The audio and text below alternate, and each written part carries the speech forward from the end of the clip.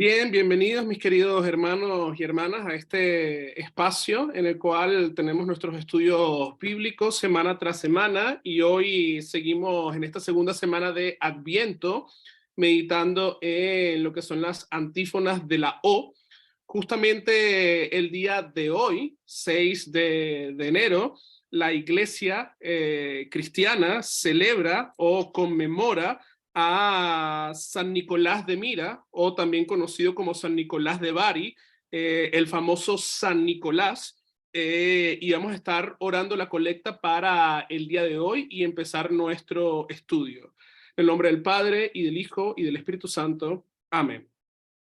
Dios Todopoderoso, que concediste a tu siervo Nicolás de Mira el don perpetuo de la caridad y también de proteger la sana doctrina, conceda a tu iglesia la gracia de tratar con generosidad y amor a los niños, a los pobres, a las viudas, a los afligidos, y defender la causa de aquellos que no tienen ayuda, especialmente a aquellos sacudidos por tormenta de duda y de dolor.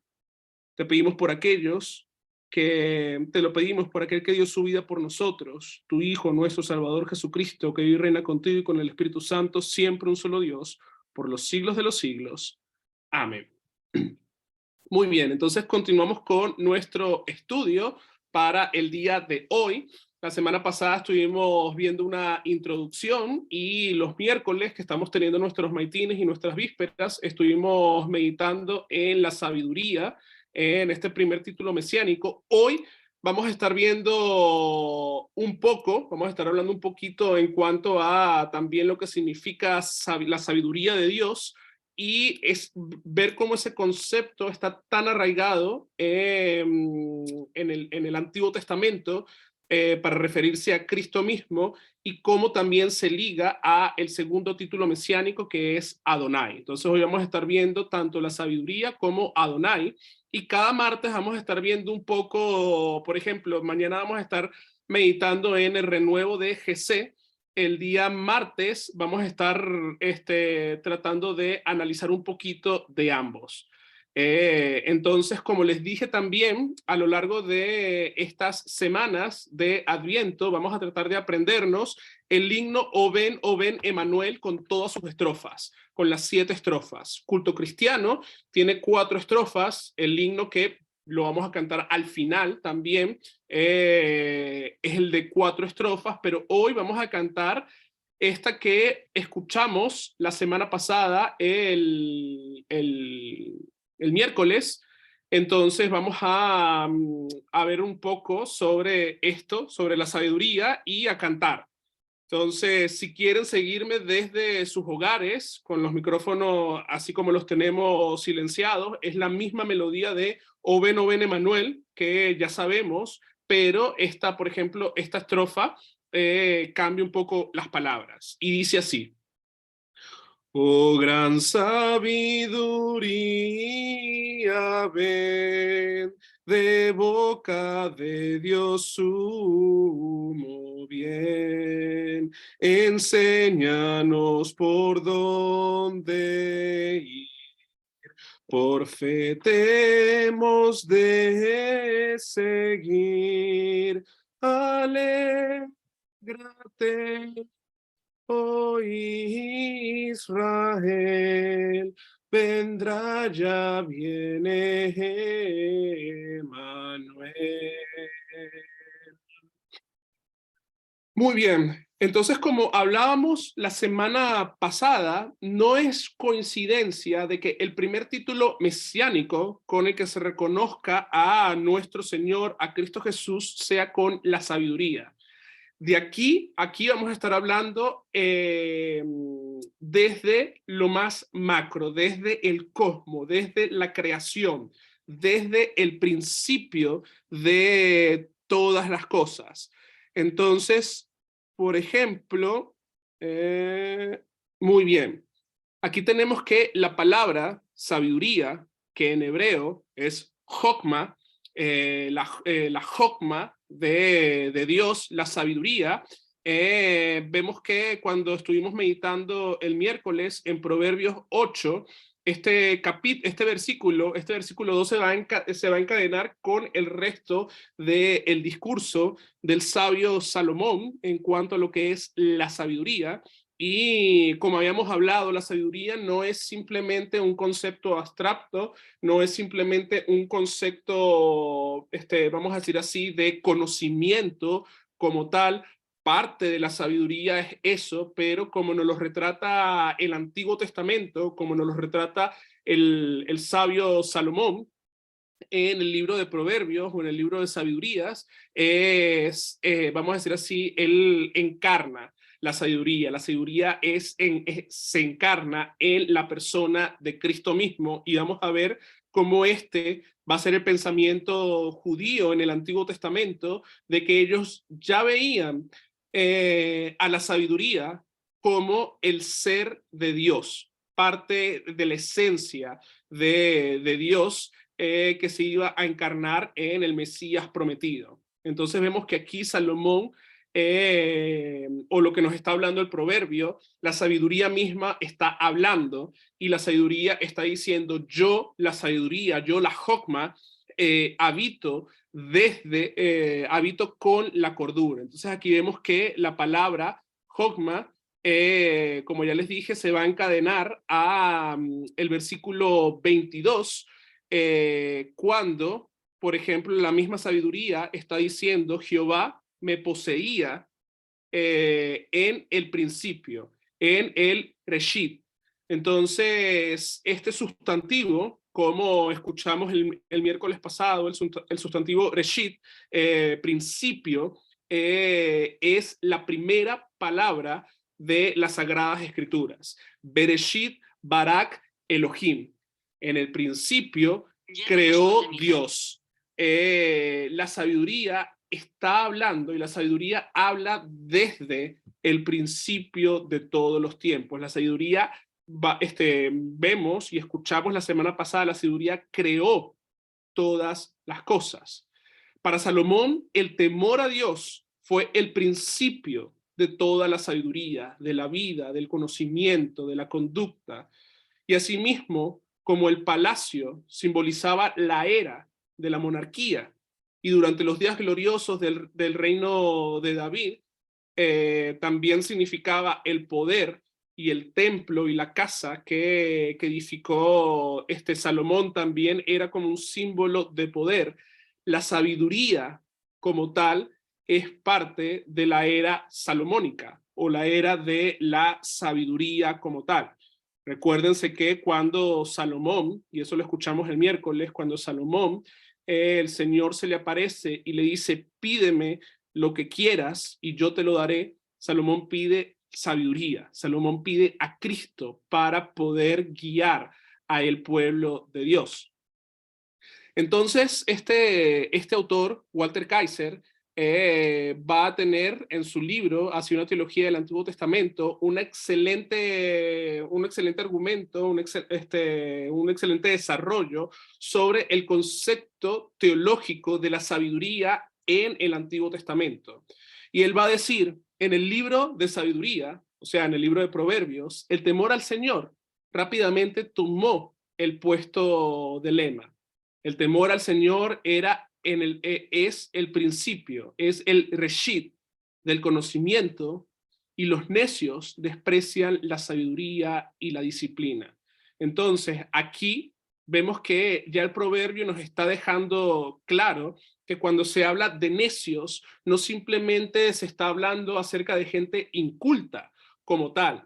Tú puedes ser una persona sabia, conocida, brillante en muchas cosas, pero si no tienes la verdadera sabiduría que se encuentra en el temor del Señor, aquí vemos como el mismo Salomón está diciendo que son necios. ¿Por qué? Porque desprecian la sabiduría y la disciplina. El temor de Dios también se vincula con la adquisición de sabiduría.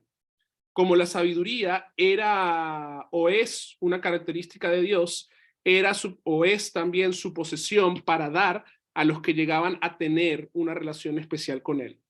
Por la sabiduría creó Dios el mundo. Vamos a ver que Salomón va a hablar de eso tanto en Proverbios 3 como en Proverbios 8, que es un eco de este capítulo 3. Pero ahora la repartirá a todos aquellos que temen. Entonces vemos que este es un concepto clave en el libro de los Proverbios en cuanto a lo que es la sabiduría. Y la sabiduría, ya hemos hablado y tenemos evidencias en las escrituras que la sabiduría es Cristo mismo. Por eso aquellos que temen a Jehová tienen a Cristo por posesión. Esto es lo que el apóstol, por ejemplo, San Pablo, va a escribir y va a hablar a los corintios en cuanto a la sabiduría.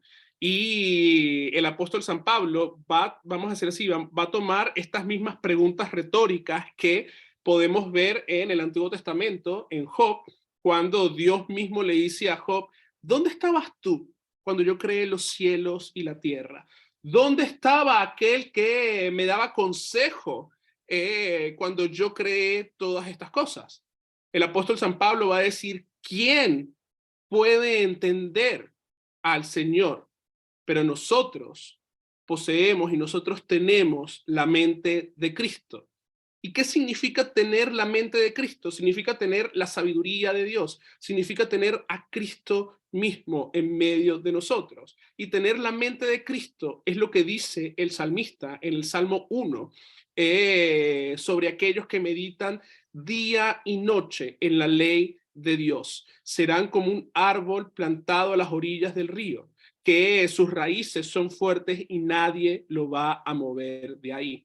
Eso es lo que significa temer a Dios. Eso es lo que significa tener la mente de Cristo. Eso es lo que significa ser sabio y entendido en cuanto a la palabra de Dios. Reconocer a nuestro Señor Cristo Jesús. El lugar en que más directamente, va a decir Kaiser, se vincula la doctrina de la promesa de los profetas y la sabiduría es en la predicción de el Emmanuel, el Dios con nosotros, con los espíritus que tienen los 7 aspectos en Isaías 11. Este retoño que brota de la raíz de Isaí, el padre de David, el vástago, tendría el espíritu de sabiduría y el espíritu de entendimiento, el espíritu de consejo y de poder, el espíritu de conocimiento y de temor del Señor. Y ya vemos cómo, por ejemplo, también en Samuel, la sabiduría se presenta como una virtud hacia los reyes y hacia los gobernantes. Si querías gobernar un pueblo, una nación o una ciudad, era necesario ser guiado por la sabiduría. Y vemos que los reyes insensatos, los reyes que hicieron lo malo ante los ojos de Dios, también era porque les faltaba la sabiduría de Dios mismo para guiarlo. Sin embargo, la sabiduría también pertenece al ser de Dios, porque la sabiduría es Dios. Y de ahí se origina todo el temor a Él.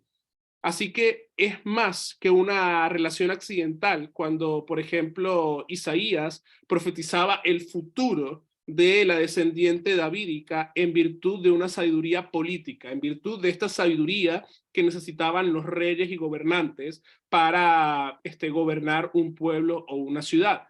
Cuando David habla cuando Isaías habla acerca de la sabiduría, del espíritu de sabiduría, está hablando acerca de la misma sabiduría que brota de nuestro Señor.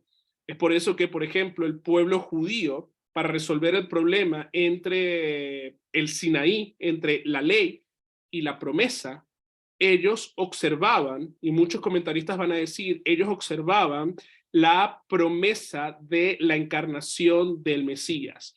Así como Dios prometió y Abraham confió y le fue contado por justicia, por su fe, y todas las generaciones que vinieron, algunos confiaron, otros no tanto, pero vamos a decir así, la gran mayoría confió en esa simiente prometida que se encarnaría en la persona de Cristo.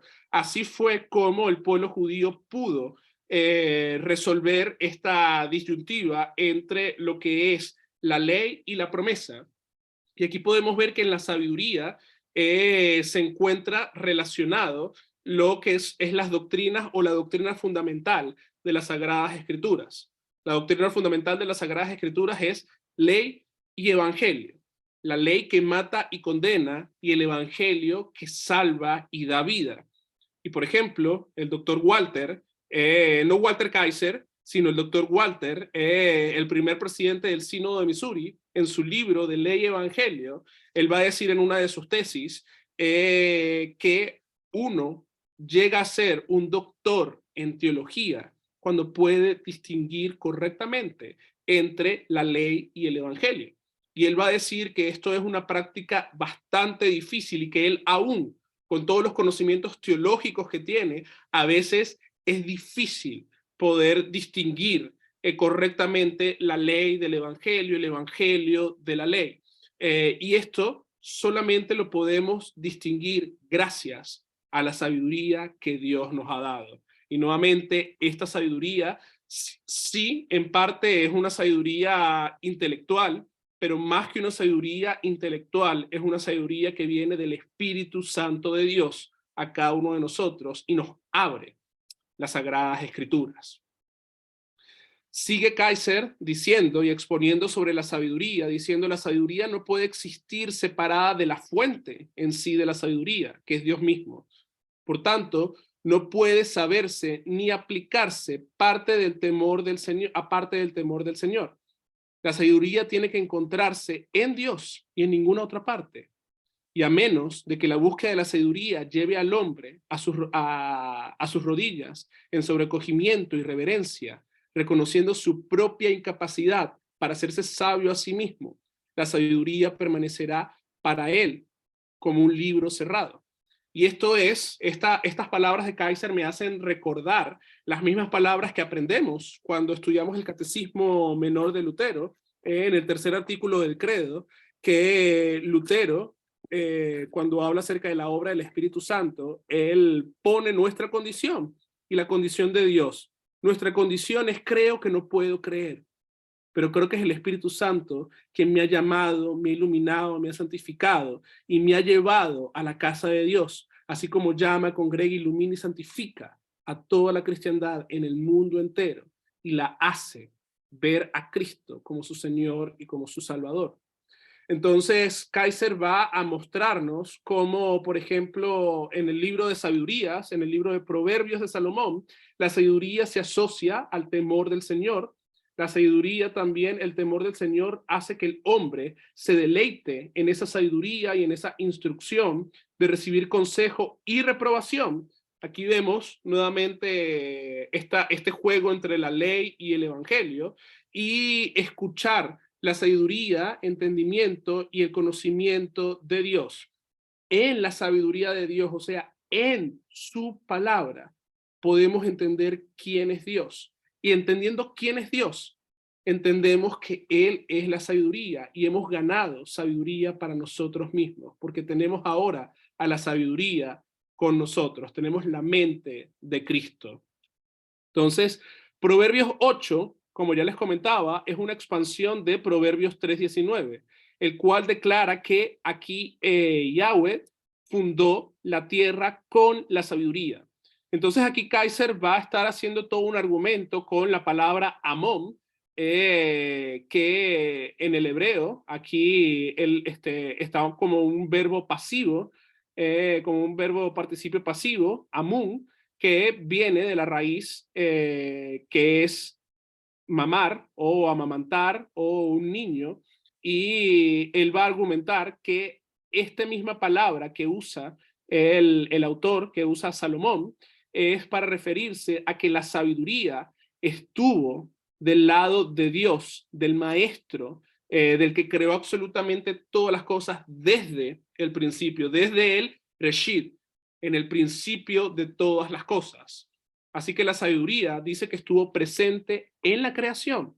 En realidad dijo que actuó como uno de los medios por los cuales Yahweh creó el mundo. Por lo tanto, Amón estuvo en la posición con el pronombre que representa a Yahweh. La sabiduría pertenece como uno de los rasgos claves manifestados en la creación de nuestro Señor. Y es por eso que aquí podemos ver esa clara conexión del Antiguo Testamento con el Nuevo Testamento en el prólogo, en este fantástico prólogo del apóstol San Juan, cuando habla que en el principio era el verbo y el verbo estaba con Dios y el verbo era Dios y por el verbo todas las cosas fueron creadas. Y después habla y dice, y el verbo se hizo carne y habitó en medio de nosotros y vimos su gloria, gloria como el unigénito del Padre, llena de gracia y de verdad. Ese verbo, eso que está hablando el apóstol San Juan, él está haciendo referencia a Génesis 1:1. En el principio Dios creó los cielos y la tierra, Dios hablando, y vemos cómo cómo Salomón en sus proverbios también va a hacer referencia a ese principio de todas las cosas con la sabiduría de Dios. Entonces vemos que por algo la iglesia, no solamente la iglesia, las escrituras mismas le han dado este título a nuestro Salvador, a Cristo mismo, el que es la sabiduría de cada uno de nosotros. La sabiduría se encarna y viene a traernos la paz. Esa paz que escuchamos, por ejemplo, el domingo pasado, este domingo, segundo domingo de Adviento, cuando prendimos la segunda vela, que simboliza la paz de Dios, y vemos cómo esa paz el día de hoy la encontramos en la cena de nuestro Señor. Entonces vemos que la sabiduría escogió encarnarse en aquel pueblecito llamado Belén, porque Betlehem, Belén, Betlehem, Bet, casa, lehem, pan, significa, Belén significa casa de pan. Y el pan de vida, que es Cristo mismo, vino y se encarnó para ser la sabiduría que nos fortalece a cada uno de nosotros diaria y abundantemente cuando recibimos su cuerpo y su sangre. Entonces, la sabiduría de Dios es una de las cosas más valiosas que nosotros tenemos porque es Cristo mismo quien nos da su mente a cada uno de nosotros. Ahora vamos a pasar al siguiente punto, que es Adonai, y como ya les decía, vamos a estar entonando, antes de pasar al estudio, vamos a estar entonando esta estrofa de Adonai. Entonces ya entonamos y ya más o menos sabemos un poco la estrofa de la sabiduría. Ahora vamos a entonar la estrofa de Adonai. Entonces les invito nuevamente a que puedan acompañarme desde sus lugares a cantar esta estrofa.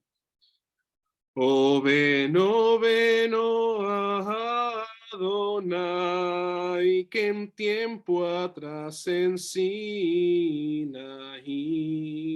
tu ley viniste a proclamar, en trueno y majestad sin par. Alégrate, oh Israel, vendrá, ya viene Emmanuel.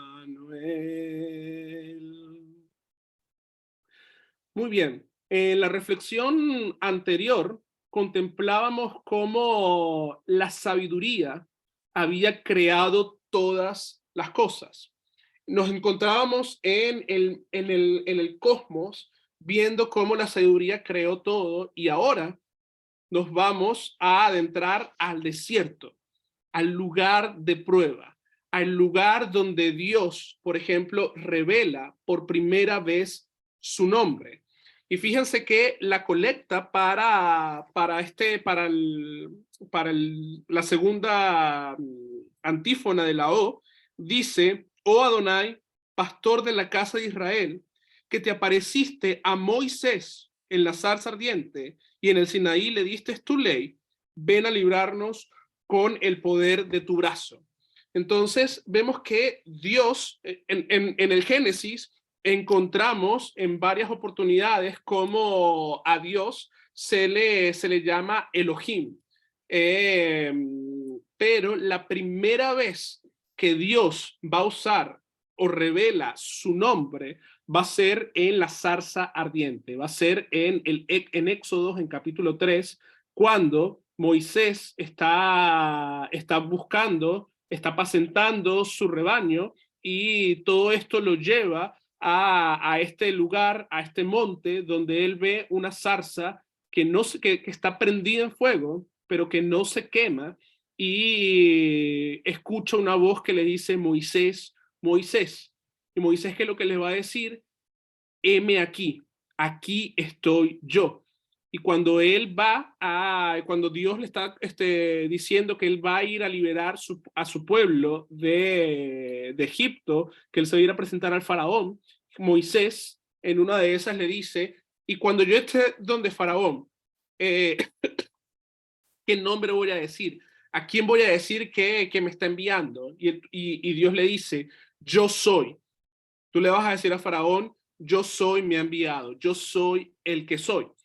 Entonces vemos que la palabra hebrea, que también se usa para referirse a Dios, es Adonai. Pero la palabra Adonai es una palabra bastante genérica, porque la palabra Adonai significa Señor. Entonces, vemos, por ejemplo, este es un claro ejemplo en Deuteronomios 10:17, donde podemos ver varios usos del nombre de Dios. Por ejemplo, aquí al principio vemos Ki Yahweh. Ki Yahweh es esto mismo, porque Jehová, este es el famoso llamado el tetragramatón, el yo soy, por el cual se le presenta Dios a Moisés en la zarza ardiente.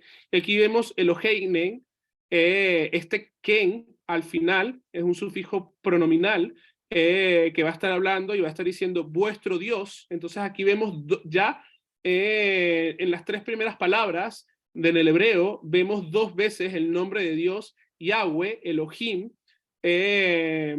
Aquí vemos nuevamente Elohei, Ha Elohim, Dios de dioses, y Adoni, Ha Adoni, y Señor de señores, Adonim, perdón, Señor de señores. Y luego vemos otro formato para referirse a Dios, que es Jael.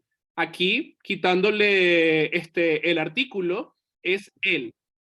Entonces, él también simboliza y significa Dios, Dios grande, Jagol, Jael Jagol, el Dios grande. Entonces, aquí tenemos cuatro formas en las cuales se representa el nombre de Dios en el hebreo.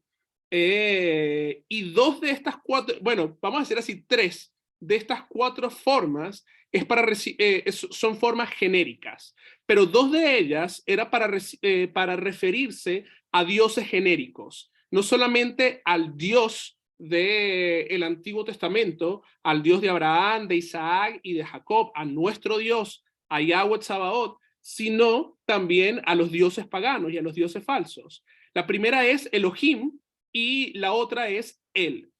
Entonces, aquí les voy a dar un dato de cultura pop solamente. No es un dato que nos va a servir para nuestra teología ni nada por el estilo, pero si ustedes son o en algún momento han visto o les gusta Superman, Clark Kent, en Krypton, él viene de la casa de los El. Entonces su padre en Krypton se llama Jor-El y Clark Kent, su nombre kryptoniano es Kal-El.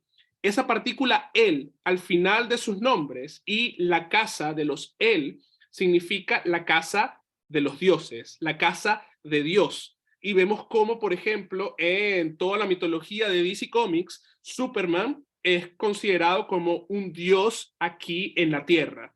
Entonces, y ellos usan a propósito, los escritores usaron a propósito la partícula El del hebreo para referirse a Dios, en ese aspecto. Elohim, el Im, es el plural, dioses.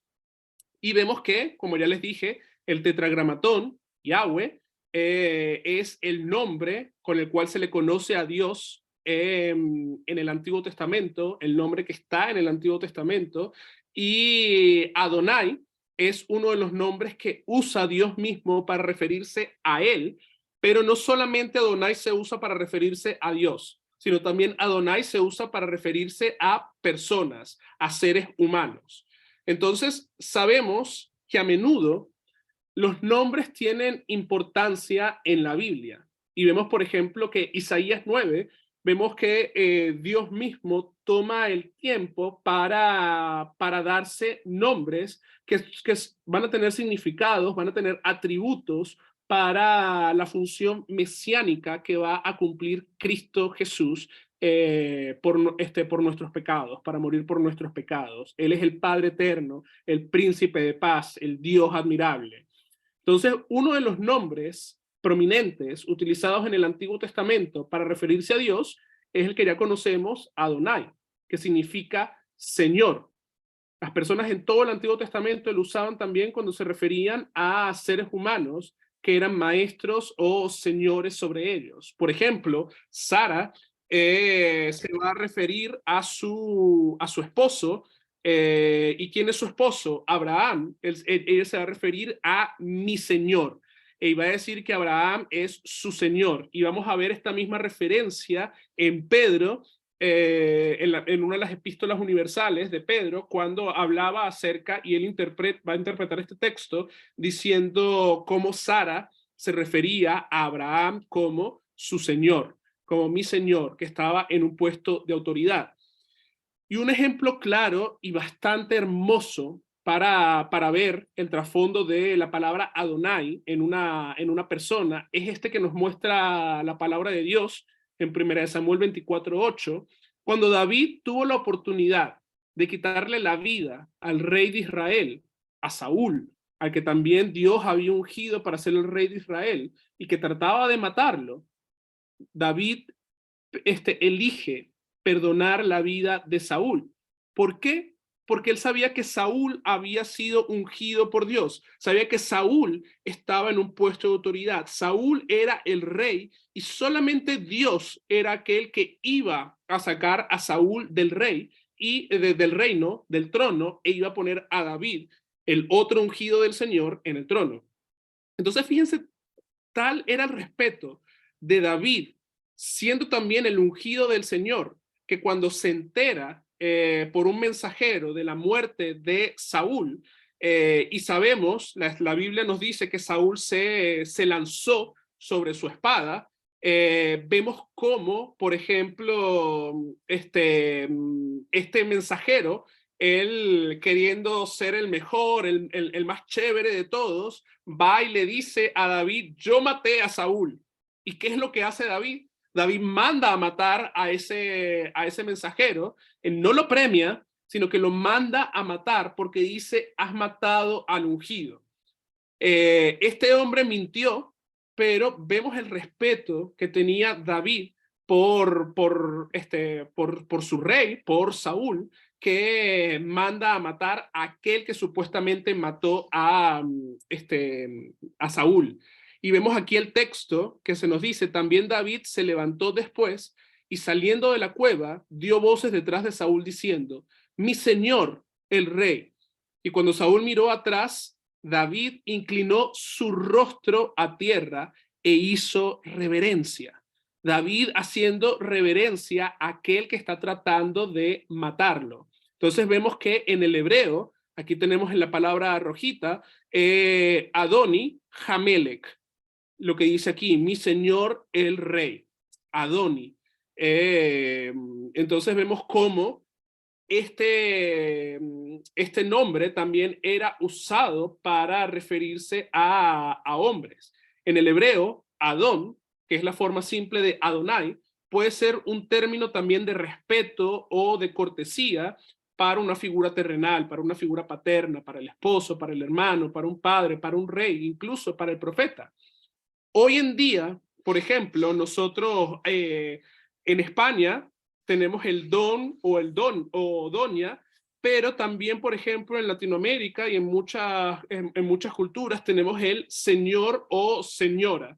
Viene de esta misma raíz, Adonai, y vemos que uno lo usa por respeto. Cuando uno no quiere tutear a una persona, cuando es una persona de autoridad o una persona mayor y uno no quiere tutear a esa persona, uno la trata, bueno, por lo menos en el español latino, uno la trata de usted.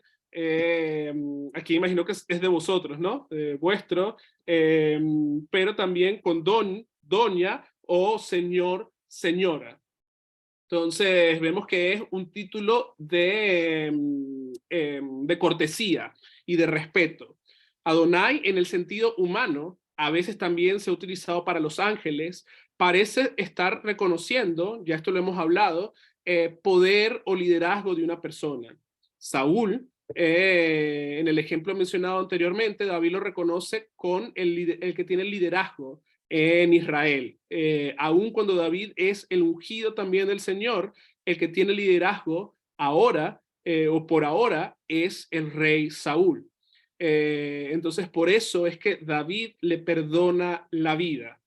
Eh, Ahora veamos ya hemos hablado, este es el famoso tetragramatón, como se conoce.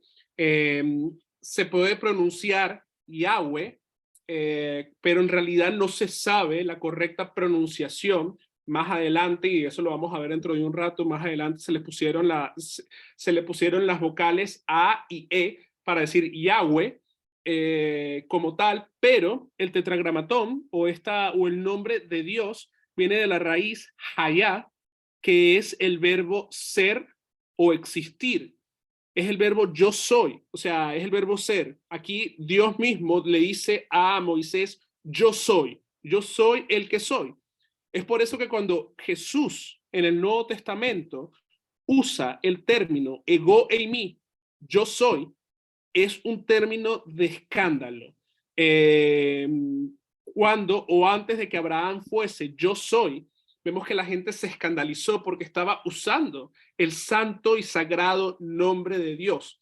Ninguna persona podía usar el nombre de Dios. Eso era una blasfemia y esa blasfemia se pagaba con la vida de esa persona. Pero lo que no sabía este pueblo era que Jesús es la única persona que podía decir yo soy, porque Él es Dios, Él es el ego en mí, Él es el yo soy, Él es el Yahweh Sabaoth, el Señor de los ejércitos. Entonces, pero esta gente dura de corazón no quiso reconocer que al frente de él tenían al Adonai, a la sabiduría, al Yahweh que se le presentó en la zarza ardiente a Moisés. Entonces, ustedes saben, datos curiosos aquí, este ya es un dato curioso de las escrituras, no de la cultura pop. Eh, Muchos traductores recomiendan que cuando uno está enfrente del tetragramatón, o por ejemplo, Reina Valera decidió usar Jehová, que también Jehová en sí no es el nombre del Señor, se usa y se refiere a el Dios Trino, Padre, Hijo y Espíritu Santo, pero es una liga del tetragramatón con las vocales que luego los masoretas van a poner a la palabra Adonai y todo eso, y de ahí sale Jehová. Varios traductores van a recomendar que en vez de decir Jehová se sustituya por Señor. Entonces yo conozco pastores y también traductores que en vez de poner Yahweh ponen Señor, lo traducen como Adonai, este nombre de Dios. Lutero, él tenía otra recomendación. Lutero decía que cuando se leyeran las escrituras, y en especial el Antiguo Testamento, y estuviésemos delante del nombre sagrado de Dios, estuviésemos delante de Adonai, de Yahweh, de Elohim, sustituyéramos la palabra Señor y nos refiriéramos y lo cambiáramos a Cristo, viendo a Cristo completamente en las sagradas escrituras. Otro dato curioso era cuando los masoretas, que los masoretas, a los masoretas le debemos, por ejemplo, no sé si logran ver los punticos que hay aquí alrededor de las letras hebraicas, que quizás algunos lo entiendan, otros no. Esos punticos son vocales. Algunos otros puntos dentro de las consonantes simbolizan otras cosas, pero los punticos o rayitas que están abajo son vocales o acentuación, y a los masoretas le debemos eso para la lectura del Antiguo Testamento. Y los masoretas, cuando estaban transcribiendo, perdón, la Biblia hebraica, cuando llegaban al punto de escribir el tetragramatón, ellos rompían la pluma que estaban usando y la botaban porque decían que habían escrito, ya no se podía escribir otra cosa después de haber escrito el nombre sagrado de Dios. Entonces vemos aquí el gran aprecio que tenían algunos judíos en cuanto al nombre de Dios, o en realidad los judíos en cuanto al nombre de Dios, porque habían sido castigados duramente por causa de la idolatría. Y vemos que Dios protege su nombre en el segundo mandamiento. Y esto nos hace a veces pensar y reflexionar un poco en cuanto a cómo usamos, qué uso hacemos nosotros en cuanto al nombre de Dios. A veces usamos el nombre de Dios a la ligera, sin percatarnos de la magnitud y de lo sagrado que es el nombre de nuestro Señor. Y que nosotros hemos sido también revestidos, a nosotros se nos ha impuesto el nombre de Dios, y por eso es que nosotros nos llamamos cristianos. Pero, ¿por qué es importante saber los nombres de Dios? Porque es importante saber el nombre de Yahweh o el Roy o Adonai o Elohim o El para comprender a Dios. Es importante porque los nombres, como ya hemos hablado, tienen significados en la Biblia. Llevan un origen y un propósito en la vida de cada una de las personas. Y cuando Dios también cambia el nombre de alguien en la Biblia, es por algo importante. Por ejemplo, Abraham, su nombre cambió a Abraham, que significa el padre de multitudes. Vemos cómo, por ejemplo, cuando Sara se ríe de la promesa que Dios le da de que ella misma va a tener al hijo de la promesa, del cual iba a descender el Mesías prometido, la simiente prometida, la sabiduría, el Adonai. ¿Qué es lo que hace Sara? Sara se ríe. Y el ángel del Señor, ¿qué es lo que le va a decir? Que el ángel del Señor es el Cristo preencarnado. Le va a decir, porque tu esposa se rió, tu hijo se va a llamar Isaac, que significa el que ríe. A mí siempre me encanta decir eso, esa historia bíblica cuando hablamos del segundo mandamiento y hablamos de los nombres, porque bueno, es mi nombre, el que ríe. Pero vemos cómo, por ejemplo, también aquí tenemos cuando en Juan, cuando Dios está llamando a sus discípulos, a los primeros discípulos, vemos que Dios cambia el nombre de Pedro y le dice, tú eres Simón, hijo de tal, ahora vas a llamarte Cefas, que significa Pedro, y lo hace por un propósito. Vemos que el mismo Jesús, después de la confesión de Pedro, le va a decir, tú eres Pedro y sobre esta roca edificaré mi iglesia. Pero no era sobre la roca de la persona de Pedro, no era tampoco en base a la confesión, que es la confesión de fe de la iglesia, sino era en base al ministerio apostólico por el cual Dios lo había llamado. Cuando Dios llama a Pedro a ser su apóstol, su discípulo, le cambia el nombre a Pedro.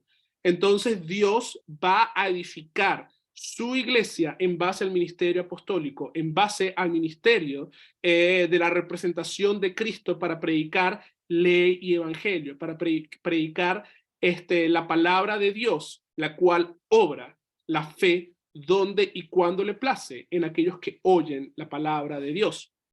Entonces, los nombres son importantes y en el Antiguo Testamento aún más. Por ejemplo, también tenemos esto interesante, que cuando en el Antiguo Testamento se refieren a el Malach de Adonai o el Malach Elohim, que significa el ángel del Señor o el ángel de Dios, siempre cuando se hace referencia a el ángel del Señor, Génesis 22, el ángel del Señor parando a Abraham de que no sacrifique a su hijo, el ángel del Señor apareciéndose en la zarza ardiente, el ángel del Señor hablando con Abraham junto con dos ángeles, y después los otros dos ángeles van a Sodoma y Gomorra para anunciar el juicio y el castigo de Dios. Y este ángel se queda el ángel del Señor se queda con Abraham. Este ángel es Cristo, es el Cristo preencarnado. El ángel del Señor es el mismo Cristo, es aquel que lucha con Jacob en Peniel. Entonces, aquí vemos cómo Dios obra en su creación. Este mismo ángel del Señor es aquel que protege a Agar cuando es desterrada de la parcela de Abraham, y Agar e Ismael estaban a punto de morir. El ángel del Señor se les aparece, Cristo mismo se les aparece y los salva, se aparece con la salvación para ellos dos. Entonces vemos que este ángel actúa con la autoridad divina porque es Dios, porque es Yahweh, porque es Elohim, es el Hijo de Dios, es Cristo mismo. Entonces, podemos estar familiarizados con el nombre del Señor Yahweh, pero en realidad, como ya les decía, no tenemos idea de cómo se pronuncia en voz alta. Los judíos después le agregaron en el Antiguo Testamento o en el Antiguo Hebreo, le agregaron el A y el E para que se pudiera pronunciar Yahweh. Pero como les decía, hay gente que pronuncia y dice Yahweh, hay otros que dicen Jehová, hay otros que dicen simplemente el Señor. Entonces, ya para ir cerrando un poco, me encantó esto que trae Chad Beer este teólogo luterano, en sus escritos sobre las antífonas de Adviento del año pasado, de la editorial 1517, y él va a decir que Adonai es una confesión escandalosa. ¿Y por qué? Él dice, permítanme advertirles, en nuestra era religiosa relativista, la antífona de hoy, o Adonai, es sumamente escandalosa. Es una confesión audaz y sin disculpas de que el Dios del Antiguo Testamento, que se apareció a Moisés en la zarza ardiente y que más tarde dio los mandamientos a Israel, no es otro que Jesús de Nazaret. Esta confesión es totalmente exclusiva. Quien afirma adorar al Dios del Antiguo Testamento, pero no reconoce que Jesús es ese Dios, adora un Dios falso. Yahweh es Jesús, Elohim es Jesús, Adonai es Jesús. Él es la sabiduría que creó el mundo. Él es el Adonai que redimió a Israel de Egipto. En resumen, no conocemos a ningún Dios aparte de Jesucristo. Y en Jesucristo conocemos todo lo que necesitamos saber sobre Dios. Como dice el propio Mesías, el que me ha visto a mí, ha visto al Padre. Como dice también el apóstol San Pablo, en él habita corporalmente la plenitud de la deidad. Ir a buscar a Dios fuera de Jesucristo, me encanta esto, es no encontrar más que un ídolo. Jesucristo lo es todo. Nuestro Adonai, nuestra sabiduría es Cristo mismo. Y ahora, para cerrar, les traigo unos datos curiosos sobre la fecha en sí. Ustedes saben que, como les comentaba, estas antífonas de la O se empezaban a cantar desde el 17 de diciembre. Entonces, el 17 de diciembre se cantaba a la sabiduría, al título mesiánico, Cristo como la sabiduría. El 18 de diciembre se cantaba Cristo como Adonai. Pero en el 656, en el 10º concilio de Toledo, los obispos que estaban reunidos en este concilio, ellos quisieron cambiar el día de la Anunciación de la Virgen, 25 de marzo, 9 meses antes del 25 de diciembre, para el 18 de diciembre. Entonces, por muchos años, las iglesias españolas celebraron el 18 de diciembre como el día de la Anunciación de la Virgen, pero luego se dieron cuenta de la importancia de volver al calendario romano. Pero esta celebración, ellos se dieron cuenta que la celebración se había vuelto tan popular en España que lo que decidieron fue seguirla celebrando, pero cambiándole el nombre.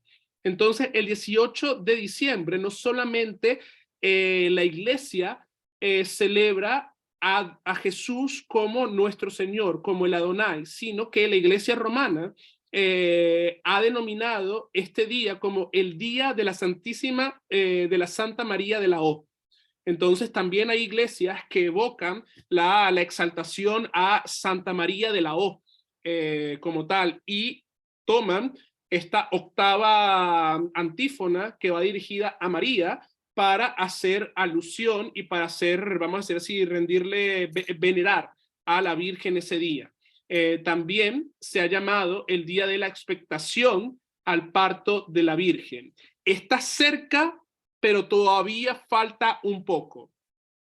Cada 18 de diciembre, ya queda como por tradición, se celebra la expectación al nacimiento de El Salvador. Entonces vemos nuevamente cómo nuestros primos han cambiado una celebración que va dirigida a Cristo mismo para celebrar a Santa María.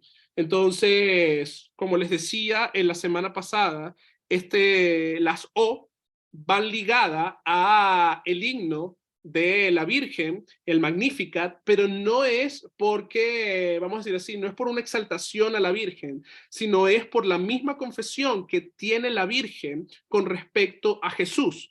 Mi alma glorifica al Señor, mi Salvador. Mi espíritu se regocija en Dios, mi Redentor, porque ha mirado la bajeza de cada uno de nosotros. Y ahora nos vamos a llamar admirables por lo que Cristo ha hecho por ti y por mí.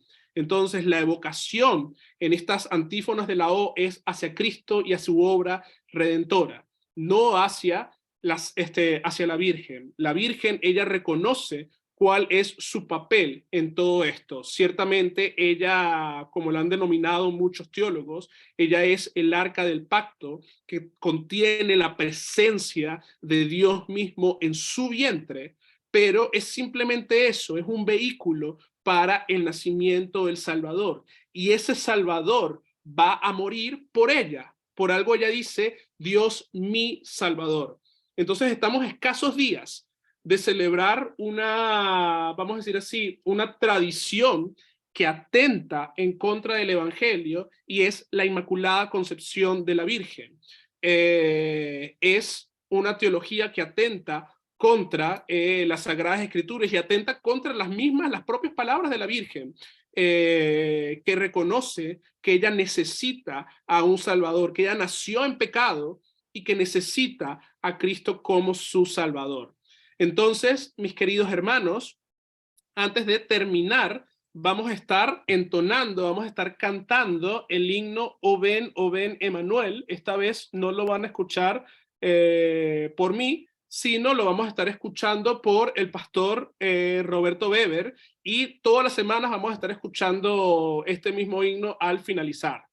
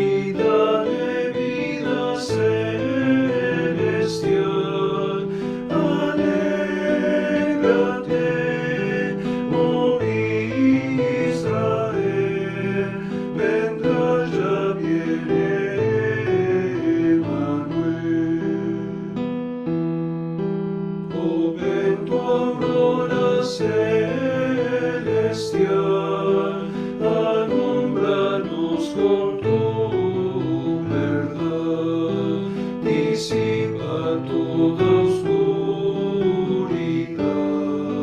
y danos días de solas. Alégrate, oh Israel, vendrá, ya viene Emmanuel. Oh ventura de David, a merced este hogar feliz, haz que lleguemos bien allá y cierra el paso a la maldad. Alégrate, oh Israel, vendrá, ya viene Emmanuel.